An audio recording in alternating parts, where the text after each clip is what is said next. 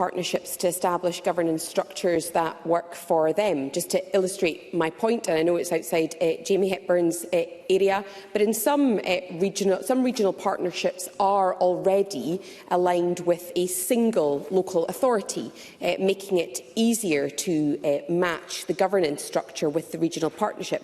That may look different for areas like Glasgow, and as I said in my original answer, that does not necessarily mean appointing mayors. So the views of local government will inform any future changes to local government structure or governance arrangements. That's in line with our commitment to respecting local government's democratic mandate as part of the Verity House Agreement. Question number 4, Keith Brown. To ask the Scottish Government what its response is to the UK Government budget announced on the 26th of November. Cabinet Secretary Shona Robertson. The UK budget process has been chaotic and failed to deliver for Scotland. We needed to see the UK Government prioritising investment in public services, support for jobs and industry in Scotland and serious action on energy bills. Instead, Scotland was again treated as an afterthought, with families left to pay the price. Abolishing the two-child limit is of course welcome but long overdue, and of course this government was already taking forward plans to mitigate it in Scotland. We're now looking carefully at what the UK budget means for Scotland and our own budget, which will be published on the 13th of January. Keith Brown.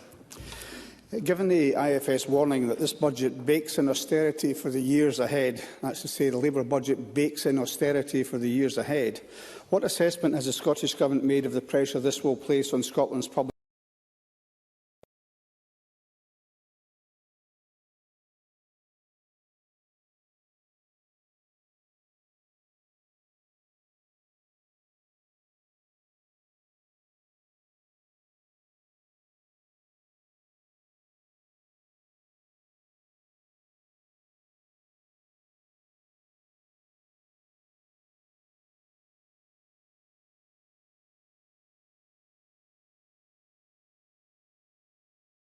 Devolved responsibilities, Cabinet Secretary. Well, I absolutely agree with Keith Brown. The UK Government has made much of the very limited additional funding provided, but of course that stretches across 5 years and, as Keith Brown has pointed out, is less than half the shortfall in funding for the increased cost of employers' national insurance contributions faced by our public services, estimated to be around £2 billion across the 5-year period.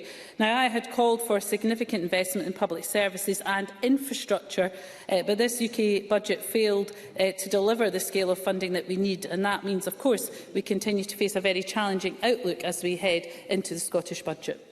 Question number 5, Murdo Fraser. Thank you.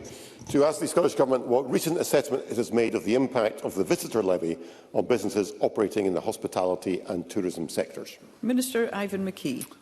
The Scottish Government recognises the importance of supporting Scotland's visitor economy while enabling councils to invest in local services. The Visitor Levy Act requires local consultation with businesses before any scheme is introduced. Responding to feedback from industry and others earlier this week, we lodged a GIQ signalling our intention to bring forward a bill early in the new year to provide additional flexibility, such as allowing flat-rate models as an alternative to the current percentage-based approach.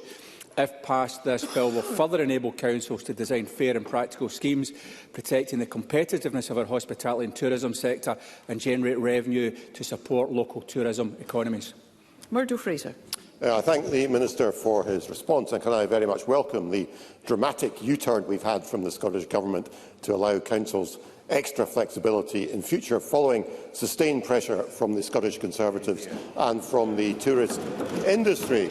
But in the meantime, of course, councils are continuing to progress plans for a visitor levy, including in Perth and Kinross, part of the region I represent, where a public consultation disclosed 68% opposition to a visitor levy and just 29% in favour. Given that overwhelming rejection of the notion of a visitor levy in Perth and Kinross, would the Minister join with me in calling on SNP and Liberal Democrat councillors on the Council now to ditch plans and to join with Conservative councillors in calling for them to be put in the bin where they deserve to be?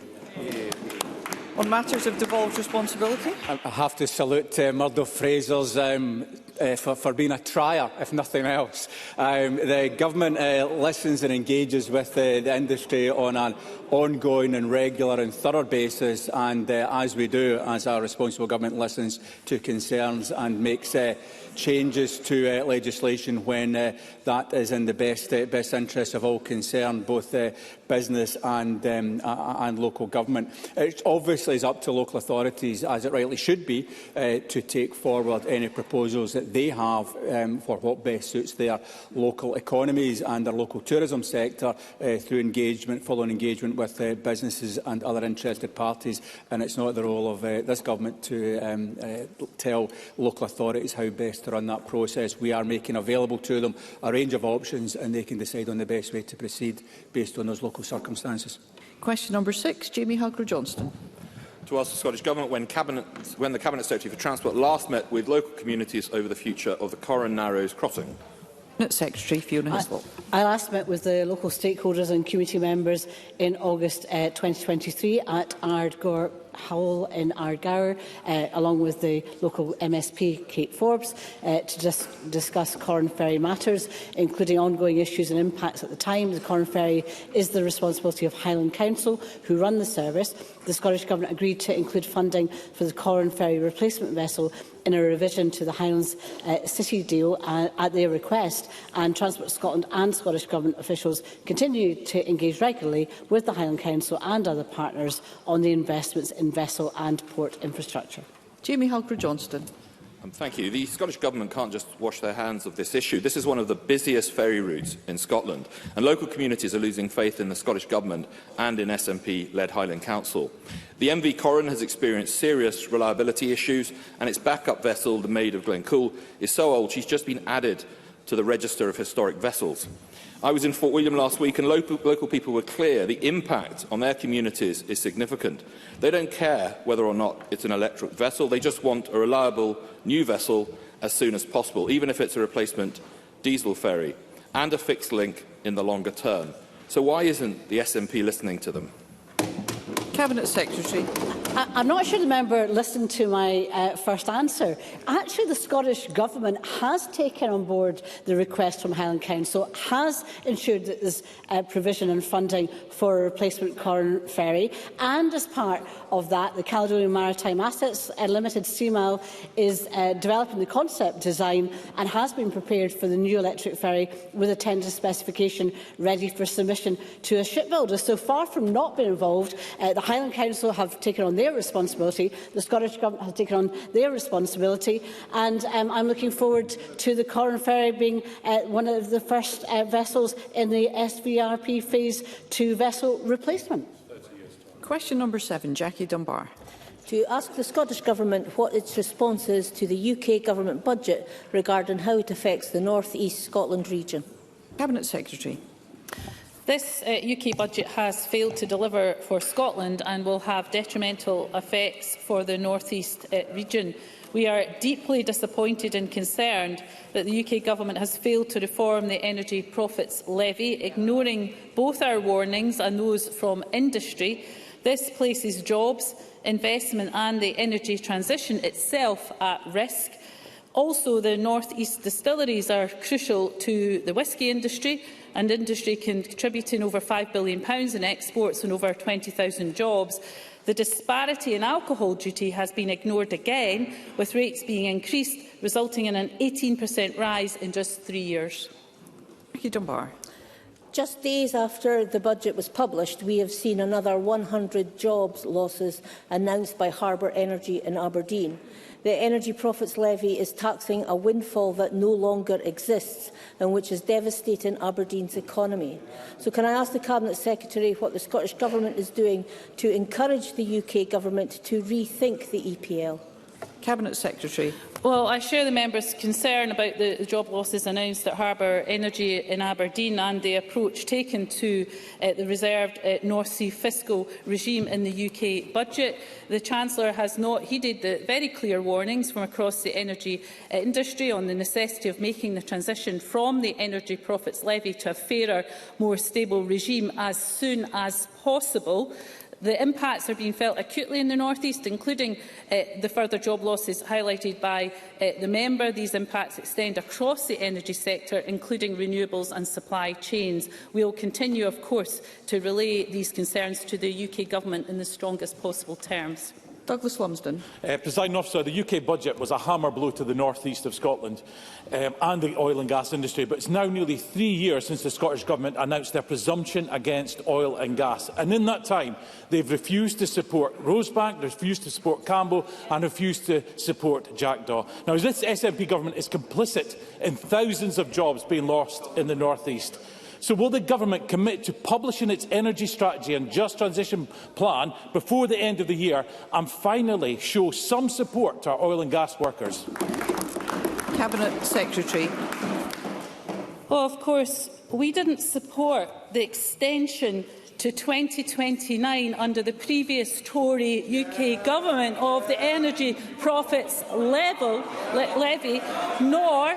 Let's hear the Cabinet Secretary. I'm not sure they quite heard that, Presiding Officer, so let me say again, we didn't support either the extension to 2029 under the previous Tory UK Government, nor the further extension to 2030 and the increase in rate confirmed at last year's UK autumn budget. This is having a devastating effect on the sector in the north east of Scotland and in the rest of Scotland, and it needs to be scrapped, and it needs to be scrapped now. Thank you. That concludes general questions. The next item of business is First Minister's questions, and I call Russell Finlay at question number 1. Thank you, Presiding Officer. Less than 3 months ago, my party asked Parliament to instigate a Scottish grooming gangs inquiry. We did so because we knew that it was necessary. We knew it then, and we certainly know it now. Our amendment to the Victims' Bill was the only legal mechanism available to us. However, the SNP voted it down. And in doing so, the Justice Secretary cited the leading expert, Professor Alexis Jay.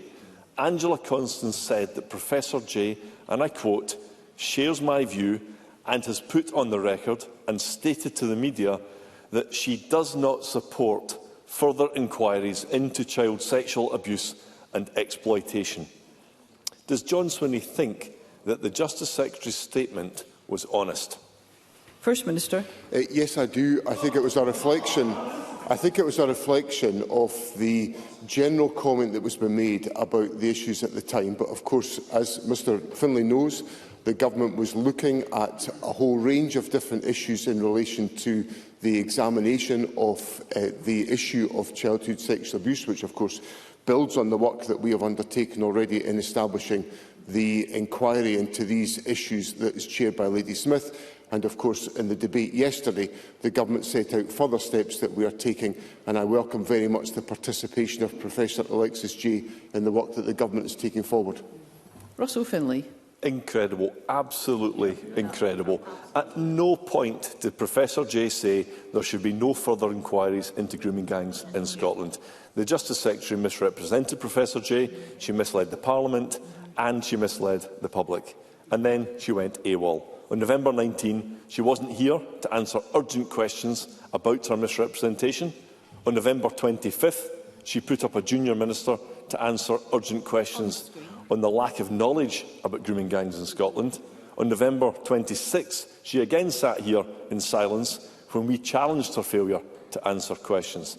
Yesterday, the Justice Secretary finally broke her silence, but she made no apology and didn't accept any wrongdoing whatsoever. The misleading of Parliament must be investigated by the independent advisers to the Ministerial Code. Will John Swinney support an investigation, and if it finds against the Justice Secretary, will he sack her?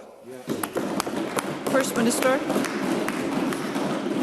Presiding Officer, I am satisfied with the way in which these matters have been conducted, and what I am also satisfied by is the steps that the Government set out yesterday to Parliament, which is that there will be an independent national review of the response to group-based child sexual abuse and exploitation in Scotland, led by the Care Inspectorate, His Majesty's Inspector of Education, His Majesty's Inspector at Constabulary and Health Improvement Scotland. I welcome the fact that Professor Alexis Jay has been appointed the independent chair for the National Child Sexual Abuse and Exploitation Strategic Group, And all of that work will be drawn together, assessed independently, and further advice will come to ministers and Parliament will be updated. Russell Finlay. Well, John Swinney says he's satisfied, but victims have no faith in this government and no faith in this Justice Secretary. The mother of Taylor, who was gang raped as a child in care, told me that there is, quote, no substance to anything that Angela Constance says, and that, and I quote, she cannot oversee anything. And I wonder if perhaps the First Minister has concluded the same thing in private. Yesterday's announcement of a grooming gangs review was announced not by the Justice Secretary, but by the Education Secretary.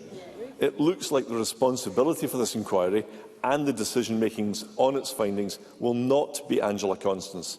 So has John Swinney also realised that she cannot possibly oversee this review? And does that not show that he's also lost confidence in his own Justice Secretary? First Minister. No, that is not the case.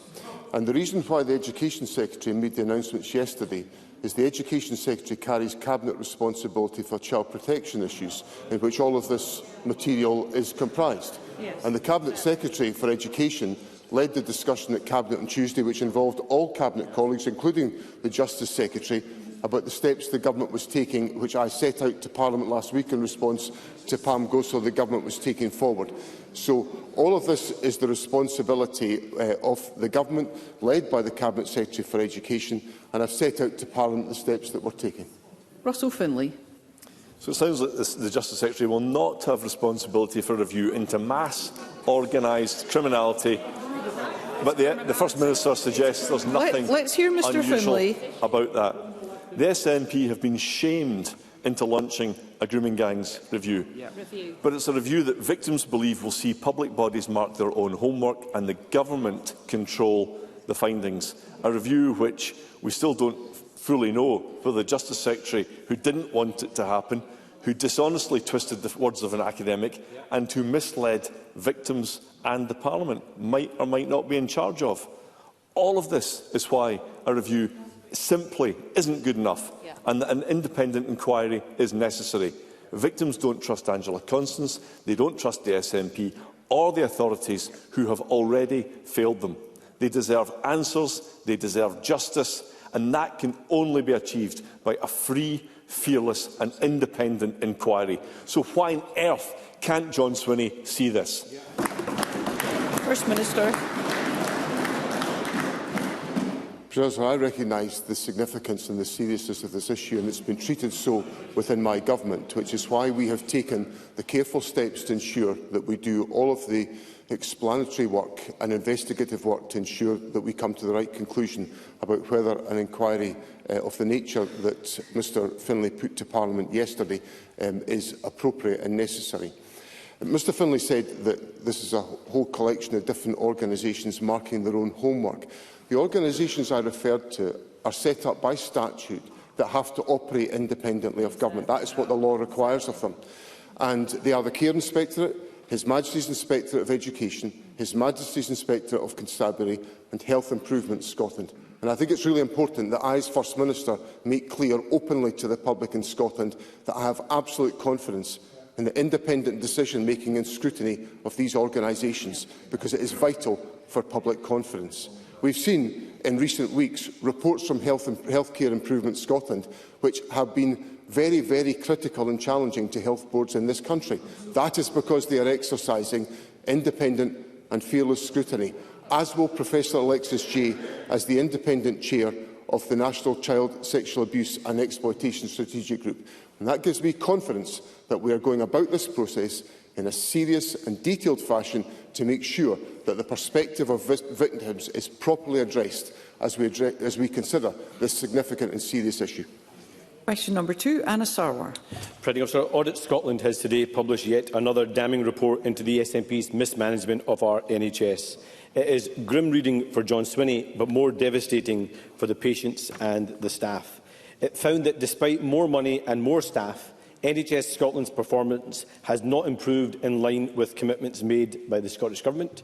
It says that NHS boards are struggling to break even, with 7 requiring government loans, and it exposes the implementation gap between SNP announcements and the reality for patients. Isn't it a damning indictment on John Swinney that, despite his promises, long waits persist and that in his hands the NHS is, in Audit Scotland's words, unsustainable? First Minister. Anybody observing these exchanges at First Minister's questions will understand that I'm the first to accept that there are challenges in ensuring the NHS recovers from the disruption of 2 years of the COVID pandemic. And we're now in a situation where, for example, so I accept that challenge exists, but there is also significant progress being made. So, for example, the number of planned and performed operations in Scotland represents the highest levels since before the pandemic, since January 2020.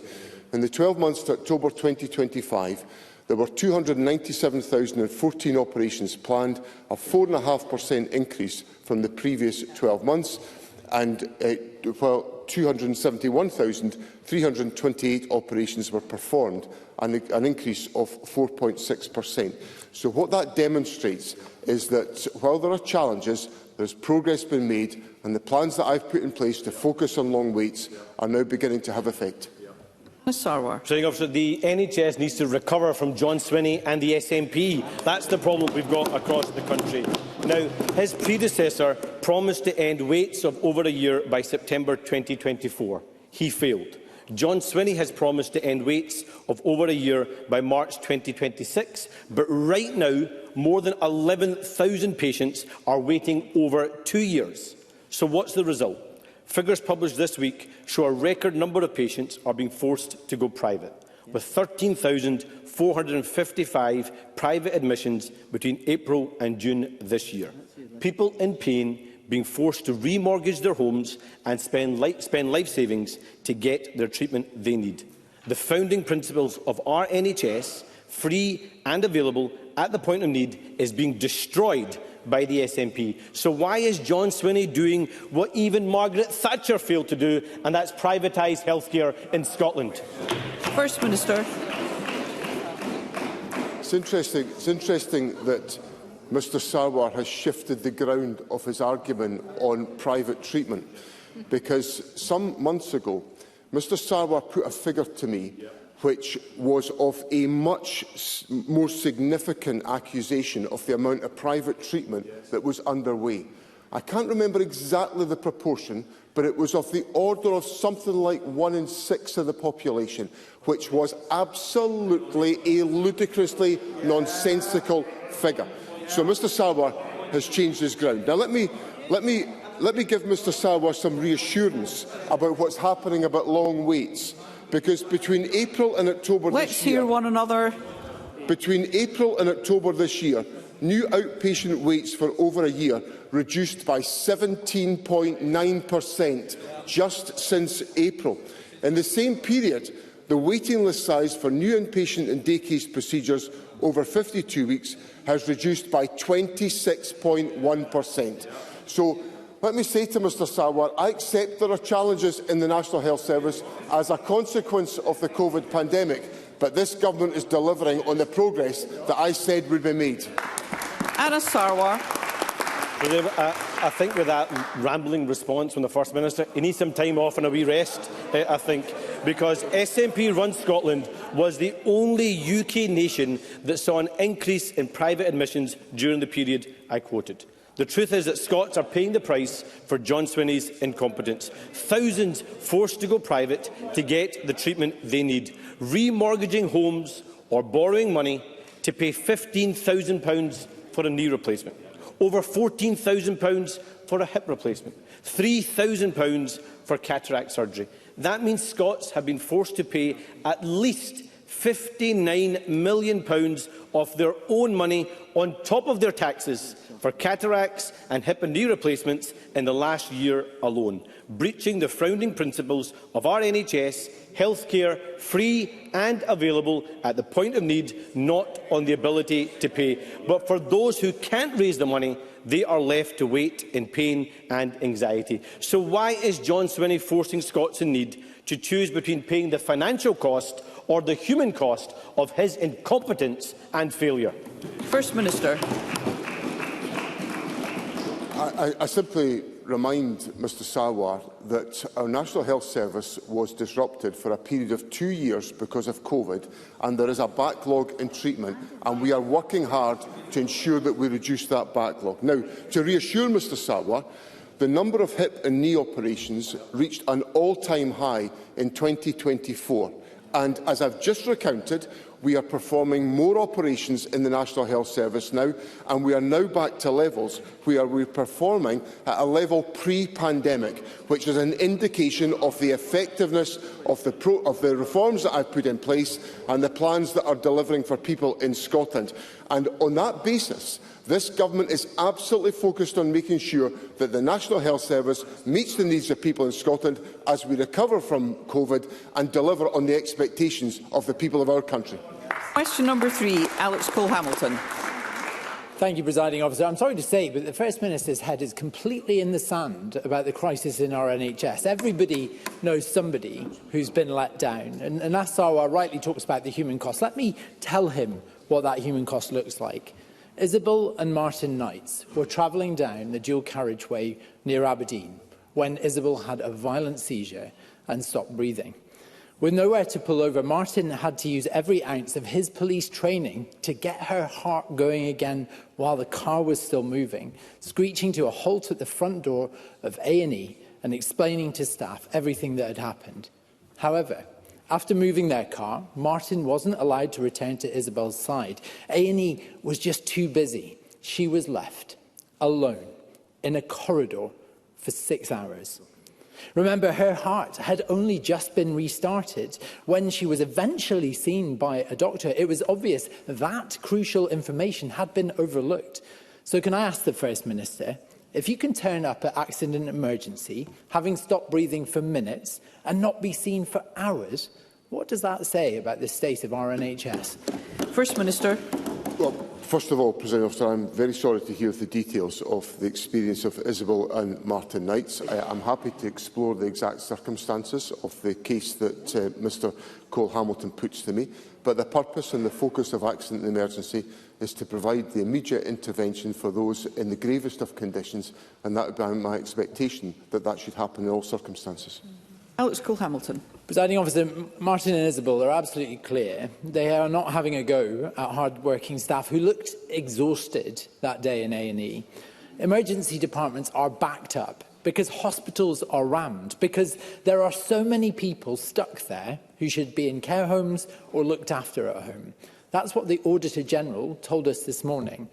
Let's put this into perspective. When the SNP first came to power, in a single month, only a handful of people ever waited more than 12 hours in accident and emergency. It hardly ever happened. Despite the best efforts of staff, that figure has increased by 63,000%. So can I ask the First Minister, doesn't Isabel and Martin's experience show how mistakes can be made, patients can be put in danger because accident and emergency is overwhelmed on the SNP's watch? First Minister. There will be a range of different factors that affect the circumstances in any accident and emergency department at any given time. Some of it will be about whole system challenges such as delayed discharge, where hospitals are so congested that it's difficult to ensure that patients can be transferred from A&E into routine wards on a timely basis. And obviously we work with local authority partnerships, and the Health Secretary is actively pursuing this on my behalf this week to ensure that we reduce further the delayed discharge position to support accident and emergency. The second issue is obviously the caseload that presents at A&E, and in that respect we have taken forward work to put in place frailty units which enable us to support frail patients more actively and in a more supportive environment than the mainstream of A&E, where there can be some very acute and challenging circumstances. And the third factor is obviously the prevalence of individual health conditions. And as members of Parliament will know, we are seeing an early and significant upsurge in the prevalence of flu, which is resulting in very significant presentations at our hospitals. Indeed, in the last 2 weeks, we have had an increase of 70% in flu admissions to hospital as a consequence of the gravity of the conditions, despite the very high performance on flu vaccinations that are underway in our society. So, what I would say to Mr Cole-Hamilton is the Government is taking forward a range of different interventions to ensure that we are working to reduce demand within A&E services so that individuals like Isabel and Martinsites can be supported in the way that I would expect them to be so. Question number 4, Paul McLennan. To ask the First Minister whether he will provide an update on the Scottish Government's latest engagement with the UK Government regarding any impact on poverty levels in Scotland of the freeze to local housing allowance. First Minister. So it's disappointing that the UK budget contained no commitment to end the freeze on local housing allowance. Next year will be the second year of the freeze, and it will be 3 years since the local housing allowance was last uprated. The Resolution Foundation has warned that next year the gap between real-world rents and housing support will be the biggest on record. Paul McLennan. Can I thank the First Minister for that answer? The Chancellor spoke about tackling child poverty, yet she failed to restore local housing allowance rates. The Joseph Rowntree Foundation estimated that 20,000 private renters, including 10,000 children, will be pushed into poverty in 25-26 as a direct result of this policy. Meanwhile, the Resolution Foundation predicts that the affordability gap, which is currently bigger than when the Conservative Government increased local housing allowance in 2020, will rise to 25% by 29-30 unless the UK Government intervenes. This amounts to £180 a month for hard-pressed families. While Labour continues to make lives harder for the most vulnerable, can the First Minister tell us more about the steps the Scottish Government is taking across housing to further its ambition of eradicating child poverty? First Minister. So the warnings from the Resolution Foundation are indeed deeply troubling. The Scottish Government is investing over £100 million in discretionary housing payments this year to offset UK Government welfare cuts. £2 million of this, announced by the Cabinet Secretary for Housing, will help families in temporary accommodation secure homes in the private rented sector. This is part of our mission to eradicate child poverty. And on the question of the local housing allowances, the Cabinet Secretary for Social Justice has been calling for an end to the freeze as part of the UK child poverty strategy, a move that would help to lift more families out of poverty. Question number 5, Murdo Fraser. Thank you, Presiding Officer. To ask the First Minister what funding is in place to ensure that the A9 dualling project is completed by the target date of 2035. First Minister. So the Government remains committed to completing the dualling programme by the end of 2035, and the necessary funding will be in place to do so. Murdo Fraser. I thank the First Minister for his response. This week, the Scotsman newspaper reported that ministers were expected to reject private funding under the mutual investment model, which had been planned for further sections of the A9 dualling project, even though this has been utilised for 2 sections which are progressing. And this raises real concerns about whether this vital scheme can now progress, given the constraints on capital funding in the Scottish Government's budget. A9 dualling has already been delayed 10 years from the original planned completion date of 2025, and any further delays will cost more lives needlessly. Just on Tuesday evening, we saw another serious accident at Rallia, leaving 1 passenger in a critical condition in hospital and the road closed for hours. So what guarantee can the First Minister give us that there will be no more delays delivering this vital project? First Minister. Sir, I was very sorry to hear about the incident on Tuesday evening at Rallia, and I express my good wishes to the individual who I understand is in a critical condition as a consequence, and we obviously hope for their full recovery. As I said in my earlier answer, the Government remains committed to completing the dualling programme by the end of 2035, and the necessary funding will be in place to do so. Rhoda Grant.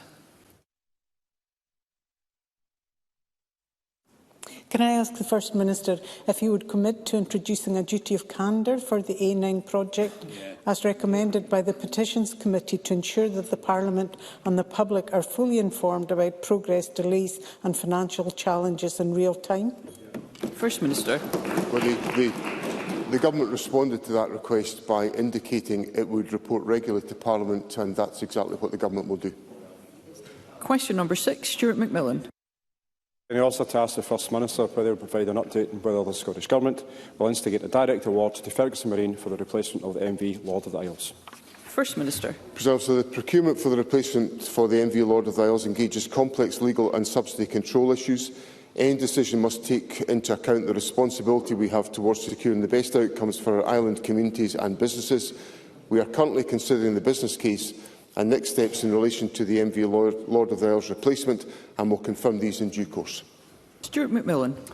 Thank the First Minister for that reply. And the presence of the Ferguson Marine and its workforce is important to my constituency. The only way the presence can continue is to ensure the Yard has a strong order book. And it's up to the new interim chair and management team to make the Yard efficient and effective to win new orders, in addition to being supported by the Scottish Government in these endeavours. And I am very much aware of the arguments about why the direct award is extremely challenging. However, I'm also conscious of the level of investment the Scottish Government have already invested in the Yard will be lost for good if the Yard does not have an order book.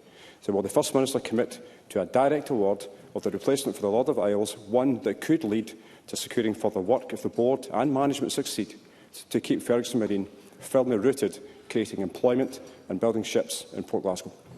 First Minister.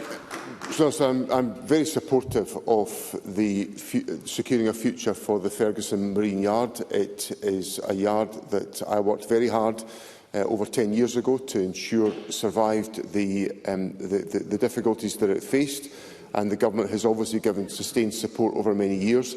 As I indicated in my earlier answer, the issues around about the MV Lord of the Isles direct award are complex. They involve significant issues around subsidy control that the Government cannot in any way, shape or form ignore. But I do give Mr McMillan that the Government is absolutely committed to working with Ferguson Marine to secure its future. Thank you. Sue Webber. Ferguson Marine's future depends on independently securing work both within the UK and overseas. This is an SNP government-owned yard, so what action is the First Minister taking to ensure that the yard is competitive, restores its reputation for delivering projects on time and under budget, and can procure its own work rather than relying on a direct award? First Minister. That's part of us ensuring that the Yard has leadership in place and a workforce in place to support its direction, which is able to attract orders and can operate competitively on international markets. That's what government support for the Yard is all about, and it will be the focus of our interventions to make sure that remains the case. Katie Clark. There is a strong economic and social case for a direct award to the Yard, and I urge the First Minister to support such an award. A decision of this contract has been delayed for far too long, and the workforce deserve clarity. So can he undertake to ensure that there is a speedy decision? If the First Minister cannot commit to a direct award of this contract today, will he commit today to supporting Ferguson's through other avenues, such as the second round of the Small Vessels Replacement Programme, and delivering the promised £14.2 million investment in full?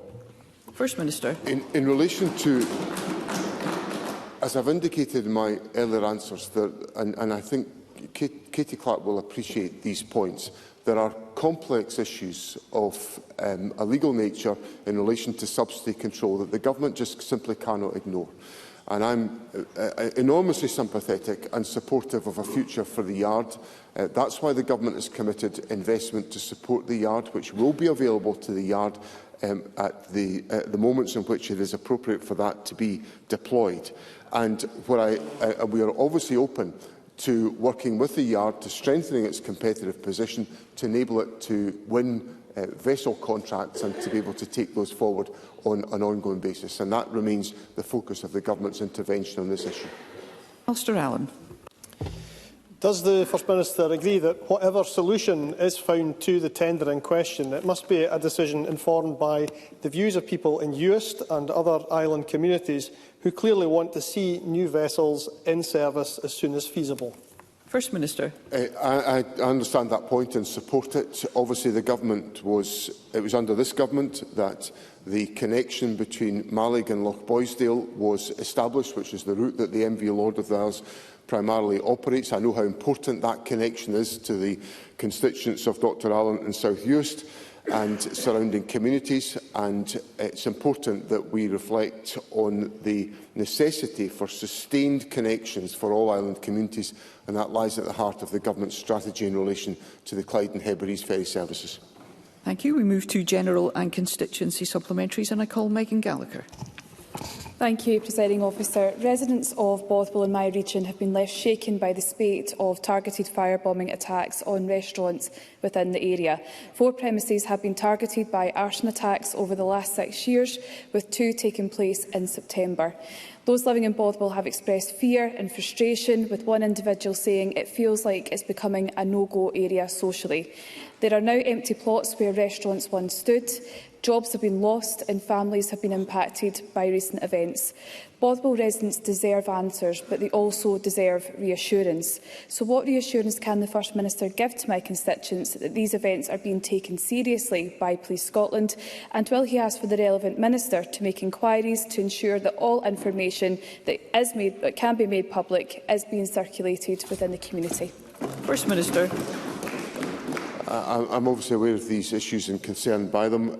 I would reassure Megan Gallagher and her constituents that all cases that are presented to Police Scotland are taken seriously. That will be the case in relation to these examples, and obviously there's patently obvious there's criminal behaviour involved here, so there will be the need for that information to be handled within the criminal justice system to ensure that those responsible can be prosecuted for the acts that they are taking forward.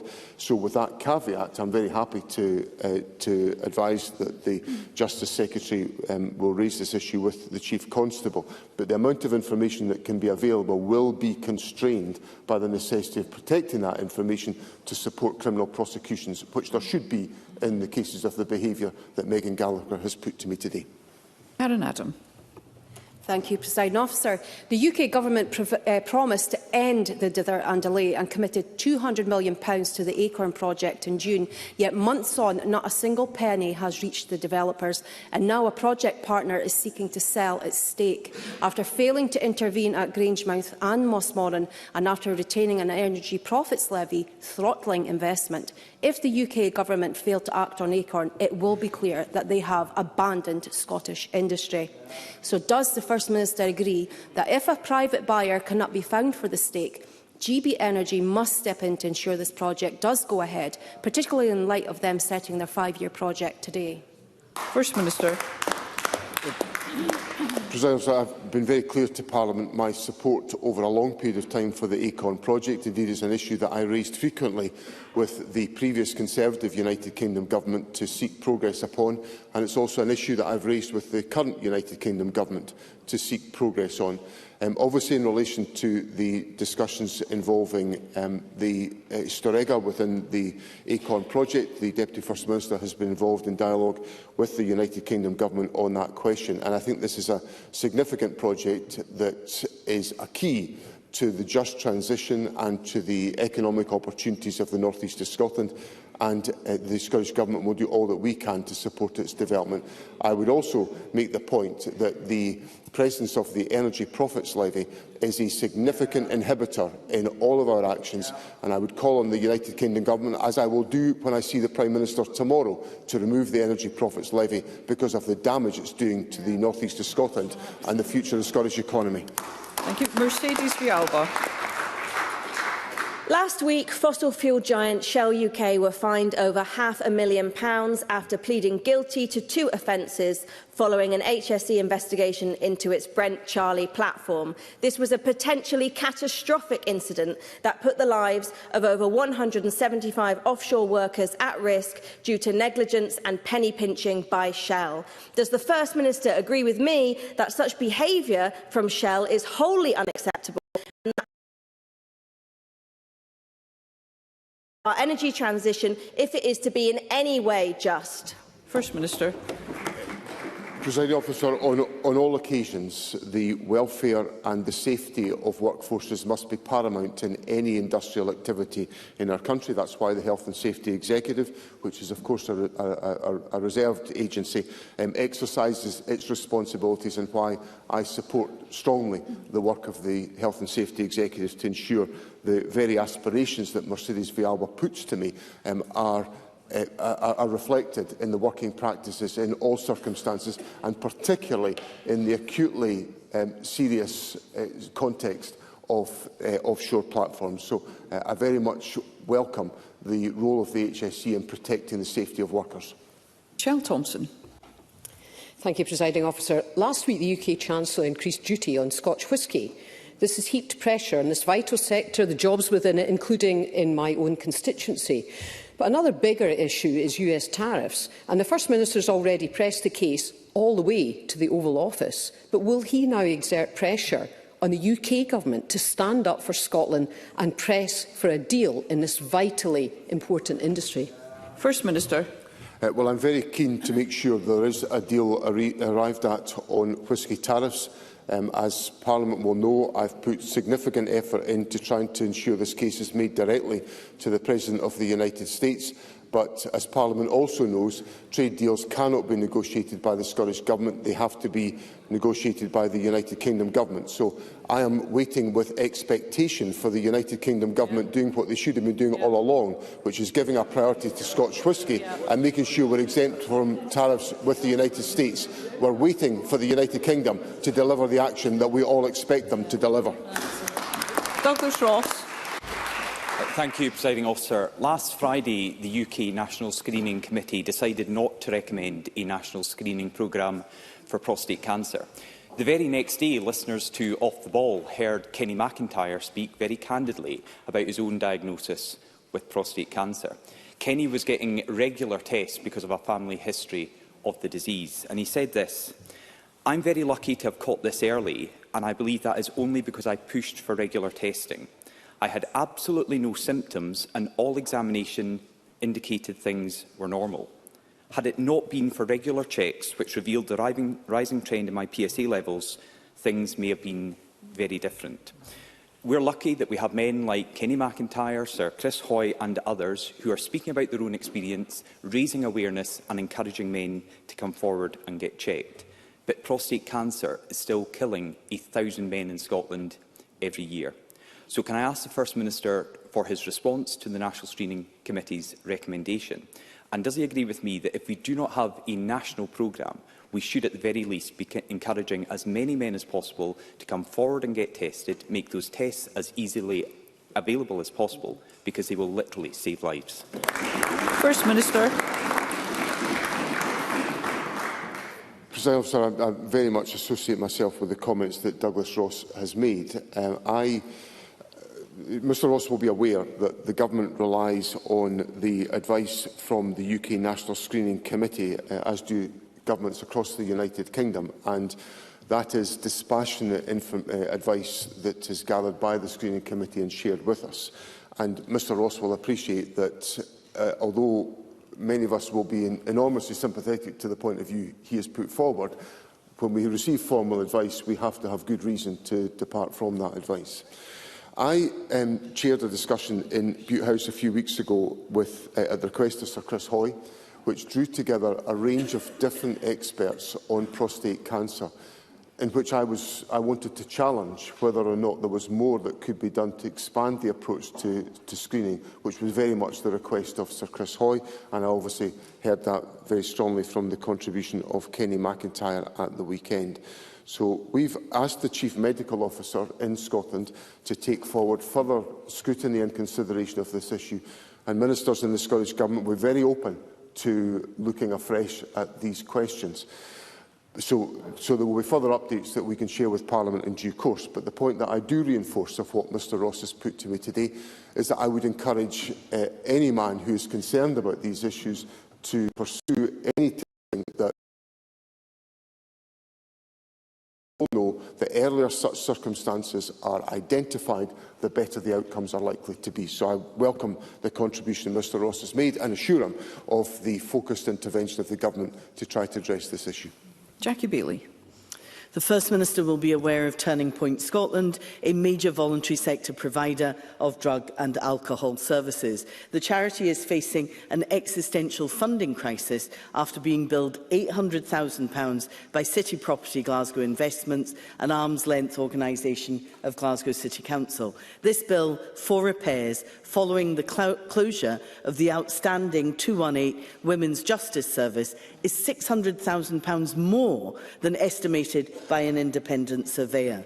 This poses a very real risk to all Turning Point services in Glasgow. The Council's not responding, neither is the Board of City Property Glasgow Investments. So will the First Minister agree to meet with Turning Point, and I know he thinks they are a valuable organisation, and will he help to resolve the situation to ensure the continuing provision of Turning Point's drug and alcohol services in Glasgow?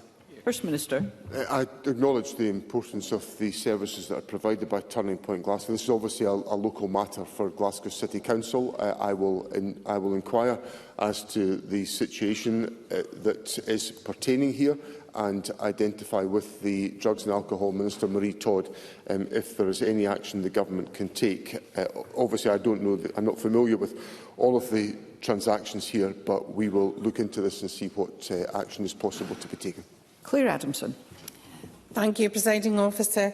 First Minister, Scotland is now the only UK nation that is seeing a reduction in deaths by suicide. Frontline organisations credit early intervention and strong partnership working. This is something I see in my community action network that I facilitate in Motherwell and Wishaw. So how will the Government promote best practice and ensure that suicide rates continue to fall in Scotland? First Minister. We must be very active as a government and as a society to do all that we can to prevent suicide in our society. We have been working in partnership with the Convention of Scottish Local Authorities on the strategy Creating Hope Together, which is delivered through Suicide Prevention Scotland, and it's focused on tackling the prevalence of suicide and the inequalities which so often lead to that. I can assure Claire Adamson the Government will continue that focus in the Suicide Prevention Action Plan for 2026 to 2029, which will be published early in the new year, to continue this important work. Sandesh Gohani. Thank you. Declaration of interest of practising NHS GP. William McLaughlin wrote to me telling me that he had to sit on an A&E trolley for 8 hours before he was admitted for a serious illness. And the Audit Scotland report has laid bare the abject failure of this SNP government, from hospitals crumbling to waiting lists crumbling. Everything the SNP touches seems to be crumbling. First Minister, stop the spin, stop reading selective stats, stop defending the indefensible and accept the full independent Audit Scotland report in full. So will the First Minister apologise to NHS staff, apologise to long waiting patients and apologise to William McLaughlin? Always through the Chair. First Minister. Sir, I'm very open with Parliament about the challenges that are experienced in the National Health Service, and I accept that for some individuals the treatment they receive takes longer to happen than should be the case, and that will cause distress. And to Mr McLaughlin and to anyone in such circumstances, I express my apology and my regret at that situation. But it is just not good enough for Sandesh Gohani to say the things that he said about the performance of our National Health Service, because the plan that I put in place, which is designed to tackle long waits, is working. It is delivering results. Between April and October this year, new outpatient waits over a year reduced by 17.9%, reductions for 5 consecutive months. In the same period, the waiting list size for new inpatient and day case procedures over 52 weeks has also reduced by 26.1%. GP numbers, which should be of some concern to Dr Gohani, are rising on my watch. So yes, there are challenges, but this government is delivering the solutions for the National Health Service in Scotland. Patrick Harvey. I know the First Minister is aware of the scale of the housing crisis in Glasgow, a crisis which has been exacerbated by UK changes to asylum policy, changes which are harming the lives of asylum seekers but also harmful to the budgets available for public services. So can the First Minister tell us, since his officials started meeting with the local authority, RSLs and others to discuss this situation, what urgent action has the Scottish Government taken to ensure that the Council, social landlords and others have the resources they need to deal with this crisis, which is not of their making? First Minister. The first thing that we've done is obviously press the Home Office to address these issues, because the Home Office is the root cause of the issues and difficulties that Mr Harvey raises in Parliament today, and we work collaboratively with Glasgow City Council in that respect. Some of the other steps that we've taken have been to increase the investment in housing, and particularly to increase the investment in ensuring that void accommodation is brought back into use. And in partnership with Glasgow City Council, we have been seeing much progress being made, and I commend Glasgow City Council for the work that they are taking forward, working obviously with registered social landlords in the process.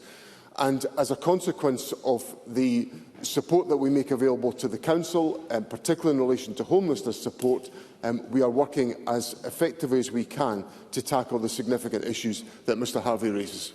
Jeremy Balfour.